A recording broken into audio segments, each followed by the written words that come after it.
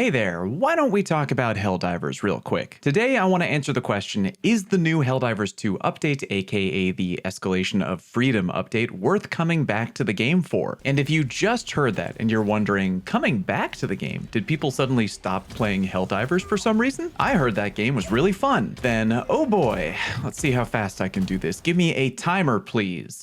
Thank you very much. Okay, here we go. Helldivers 2 was a surprise hit with a huge player count. Vibes were really good until it was announced that in order to continue playing, you had to have and link up with a PlayStation Network account, even if you played on PC. Thousands of players were literally unable to do this because PSN services aren't available in over 100 countries worldwide, meaning those people who already bought the game couldn't play anymore. Things got worse when it was revealed Arrowhead knew this policy change was coming but didn't give players a heads up until the last minute. The game was review bombed, and even though the situation was sorted, it left a bad taste in everybody's mouth, combined with a lack of significant new content and continued nerfs to player favorite weapons, has left the game on the decline with player numbers shrinking. Whew, nailed it. New record. Okay, now that you're caught up, why don't we talk about the Escalation of Freedom update that dropped last week? First, the good. There's a new level of difficulty, level 10, aka Super Helldive. I like me a good challenge, and when I hopped into this mode with the boys, I definitely felt myself leaning forward in the gaming chair a wee bit. I enjoyed both how hard it was and the extra rewards we got from completing the mission. Sometimes it felt omega chaotic, but I mean, it's max difficulty. If it felt like a walk in the park, then that would definitely be a really big problem. You also got new missions and objective types, including the larva retrieval objective, where you can go capture a baby bug and try to extract with it, which I kind of thought was fun. You've got bigger enemy outposts on the field, which, I don't know, sort of cool, I guess. Helldivers is definitely more fun IMO when you're massacring more enemies on the field with your arsenal, so sure, bigger outposts, why not? Just not wildly different out of the ordinary, I'd say. You got new enemy types as well. They can range from, hey, that's kind of cool looking, but they don't really change much about combat at all. A good example of that would be the Terminid Alpha Commander, I feel. Further down the line, you have, hey, that looks kind of cool, and changes combat up just a little bit. That would be the Spore Charger IMO. Kind of a funky visual design there, and a threat you sorta have to deal with because they fog up the battlefield if left unchecked. And it can range all the way up to, Jesus, tap dancing Christ on a whole wheat everything bagel. Those things suck. That prestigious title would go to the Impaler, a new bug which is ungodly lethal and something on the battlefield you need to deal with immediately each and every time. Despite the fact that every time I fight one, I shout out things that would make my grandmother weep and or maybe hit me with a shoe, they are a great example of a meaningful enemy addition that shakes up the gameplay, and they're kinda unique and horrifying too, which I really enjoy. You got a new swamp biome, which was cool, except for that part where I called in a stratagem at the beginning of a mission and it got caught at the top of a goddamn tree. You've got a new war bond, which didn't technically launch alongside with the Escalation of Freedom update. It dropped 2 days later, but whatever, I'll mention it here. You got some random various quality of life changes here and there to help alleviate some community pain points across the board.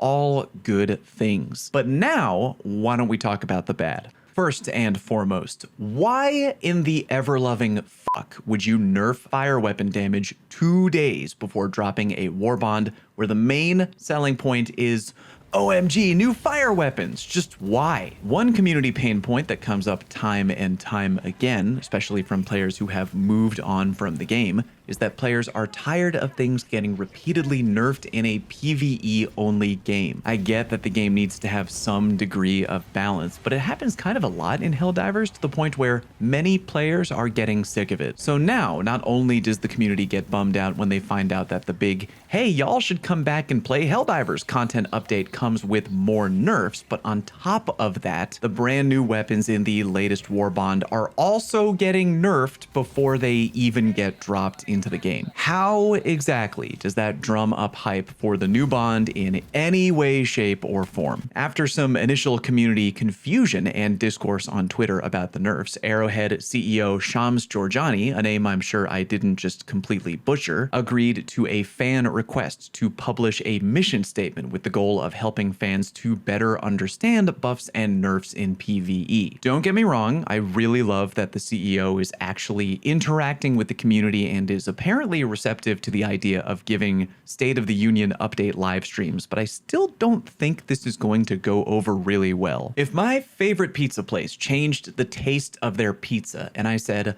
I don't enjoy this as much anymore. And they said, well, here's a list of X, Y, and Z reasons why we changed the taste. Then, I mean, yeah, I'm sure it'll better help me understand why they did what they did. But at the end of the day, I still don't enjoy the new taste of the pizza as much. I don't know, just one man's opinion. The mission statement stream could go fantastic, time will tell. But nerfs aside, I still think Helldivers 2 needs a little bit more. I did enjoy my time firing up Helldivers for the first time in a long while to try out the Escalation of Freedom update. It definitely took me and the boys a minute to get warmed up, but I had a damn good time hopping back in the driver's seat and beating those level 10 missions. But after a short while, it kind of fell back into the same rut of, well, here we are again in the same old loop with nothing too much new to chase. Bear with me for 1 minute on a very weird side route. I promise this will have a point. So, if you didn't know, I play a fair amount of party animals in my spare time. It is genuinely a very fun game, which you should check out. Recently, they introduced a new beta game type called Nemo Kart. It's basically a Mario Kart style racing mode.